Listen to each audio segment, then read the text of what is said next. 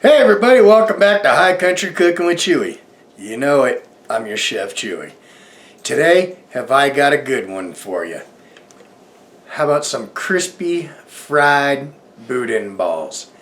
These things are super addictive, phenomenal for your parties. They'll disappear really fast, so stick around. You're gonna like this one.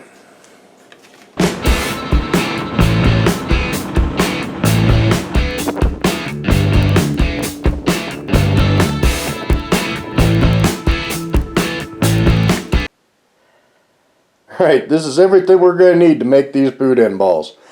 Over here I've got my holy trinity of some onions, celery, and some peppers. I'm using pablano and jalapenos, but you can use just regular green peppers. Here I've got about 2 pounds of some pork shoulder that I've cut up into about 1-inch pieces. And right here I've got about 6 or 7 ounces of some chicken liver. It actually helps with the flavor of this stuff, and I had no idea it was in there until I first found out. For spices, I'm going to use some cayenne pepper. I'm going to use some chili powder. Over here I've got some pepper, some kosher salt. We're going to end up cooking about 4 or 5 cups of rice. I got some green onions, otherwise known as scallions, and some Italian parsley. That's all we're going to need for this stuff, so yeah, let's get all this thrown together and make us some balls. Alright, get this started. We're going to take our holy trinity, just going to throw it all right in the pot.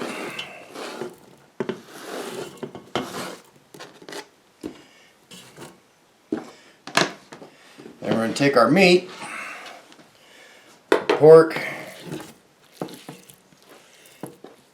and our liver. And I tell you what, I hate this stuff, but you got to put it in there because it's what gives the boudin its flavor. Traditionally, they use pork liver, but chicken liver works just as fine. I'm going to take 3 tablespoons of kosher salt. Sounds like a lot, but it's not. Got a tablespoon and a half of black pepper, a teaspoon each of cayenne and the chili powder, and our 6 cloves of garlic that has been minced up or really finely crushed. All we're going to do is we're going to get all this mixed together really well, and this stuff's going to sit and all the flavors are going to really combine and pretty much marinade. So we're going to end up throwing this in the fridge for anywhere from 2 to 4 hours, preferably overnight, but I'm impatient and I want to eat boudin balls today, so they're only going to be in there for a couple hours. So I'm going to get this all mixed up real good, put the lid on it, in the fridge it goes. So when we're ready to next step, we'll bring it back. Alright, stuff's been in the fridge now for about 5.5 to 6 hours. Just going to give it a little bit of a stir up.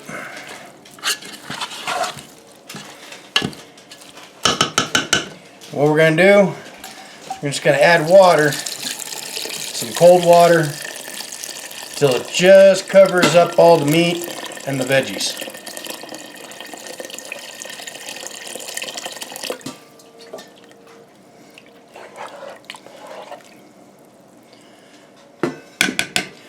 What we're going to do is go pop this on the stove, bring it up to a boil. Alright.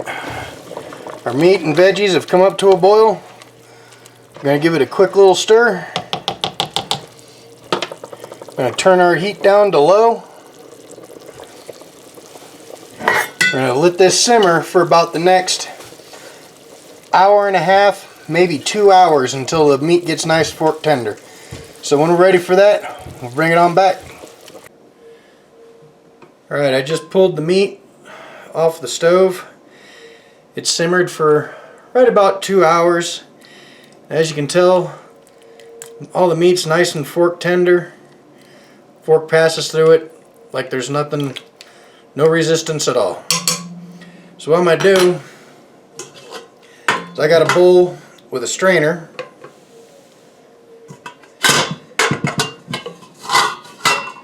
just start fishing out all this meat and get everything all strained off.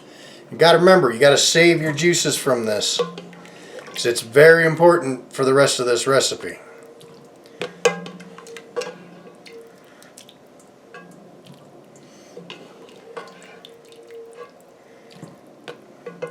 You can really smell the spices and the peppers in this. Stuff, it smells amazing. So I'm going to get all this stuff transferred to this colander, get all this juice all strained off.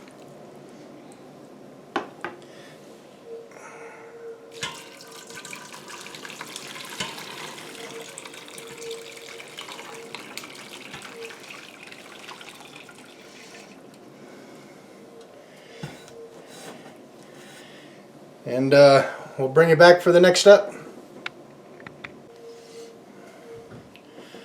Alright, next thing we got to do with this boudin is cool down a little bit so we can handle it. What I'm going to do, I'm going to start feeding it into this meat grinder. Make sure you get all them vegetables and everything else in here. Try to get it all up on the tray.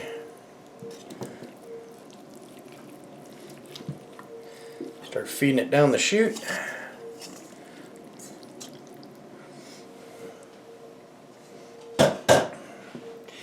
Get all the pieces that missed.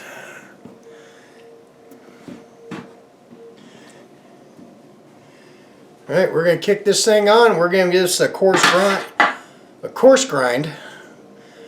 And yeah, let's get this going.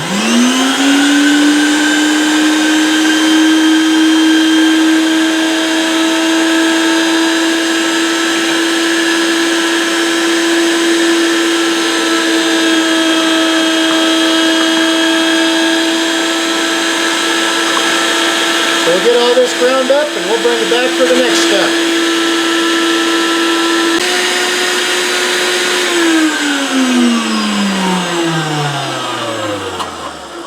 Alright, we got everything all ground up.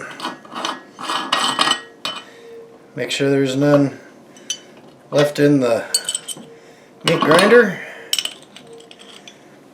You see we got it to a nice sausage consistency. All the vegetables have all been ground up in with it. So we'll bring it right back. Alright, I got my rice that I pre-cooked. And I'm going to do about a 50-50 blend between the rice and the meat mixture.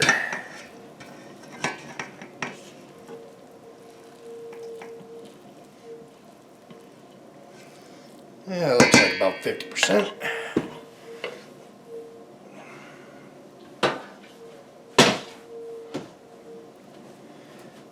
What I'm going to do, start mixing this stuff together.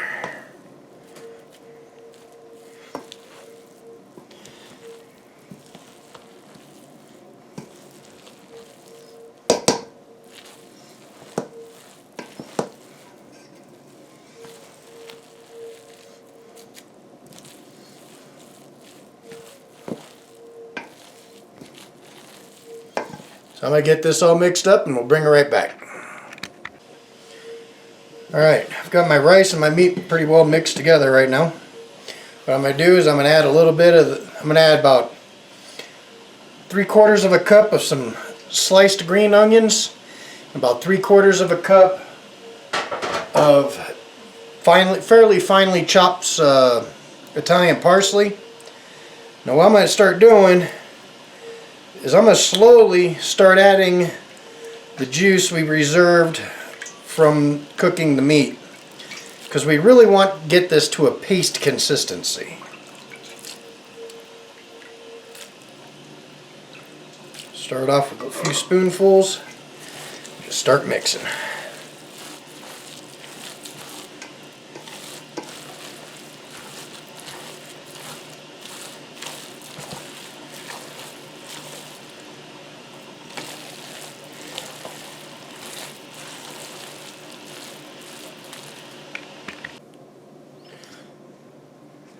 Alright, I got my boudin mixed up to about the consistency I wanted. As you can see, it's nice and pasty, which is the way you really want it to be. But what we're going to do is scrape down the sides. We're going to cover this with some plastic wrap. We're going to pop it in the fridge, and we're going to let it sit there overnight, because this is going to thicken just a little bit more as it sits in the fridge. So when we're ready to make the balls into this and fry these things up, we'll bring you right back. Alright, boudin's been in the fridge now for just about 24 hours. As you can see, it's firmed up quite nicely. So what I'm going to do, I'm going to make some balls out of these. Roughly the size of a golf ball. And from there, I'm going to take it over here to my breading station. First thing I want to do, roll them in a little bit of flour and knock off the excess. Then I'm going to go into an egg wash. I want to try to do the dry hand, wet hand method so you don't get all gooped up. And from there, we're going to put these into some panko breadcrumbs.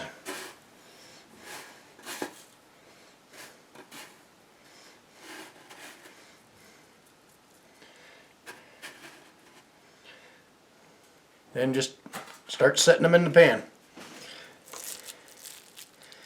Show you that one more time.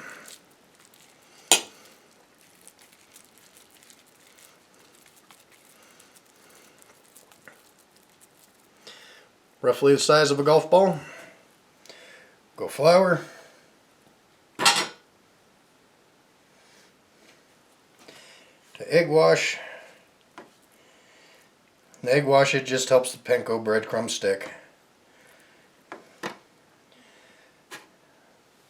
Then we go to the panko.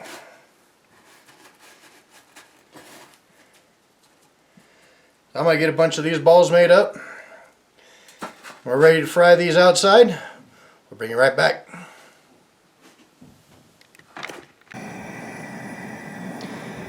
Alright, now to cook these balls, we're going to let our oil in our fryer get up to about 350 degrees.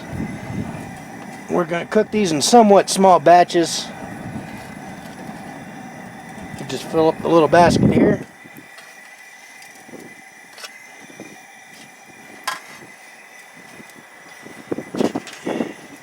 Then we'll give them the nice little old dunkaroo.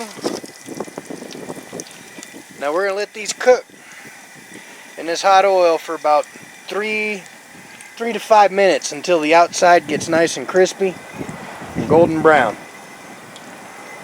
Then after a couple minutes, once they've been frying, we'll just take our give them a little bit of a shake, make sure they don't stick. So we'll bring you back when these are ready to pull out. Alright, these things have been frying for about 3 minutes now. Let's take a little sneak peek at them. Oh yeah, those are almost done. They're almost nice, just the right color. About another 2-3 minutes, these things will be ready to pull out. Alright, our boudin balls have been going for about 6 minutes now. Oh yeah, those things are nice and golden brown. We'll let those drain in the basket for a second before we pull them out. Oh, they sound nice and crunchy. Now when I pull mine out, it's always a good idea to let them drain. I prefer to use a paper bag. You can use paper towels.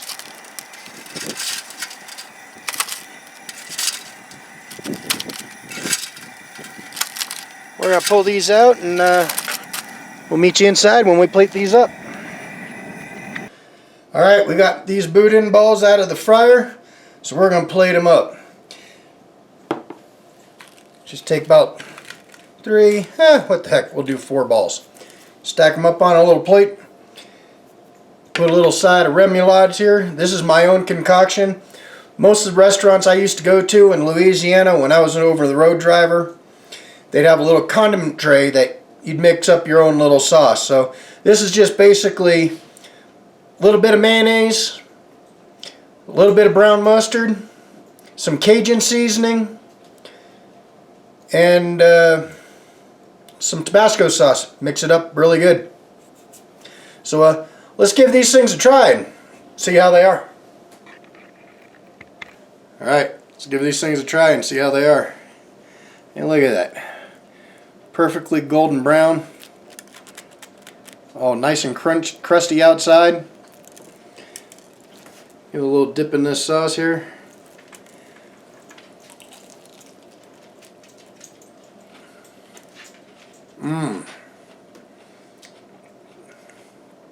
Just the right amount of spice on these.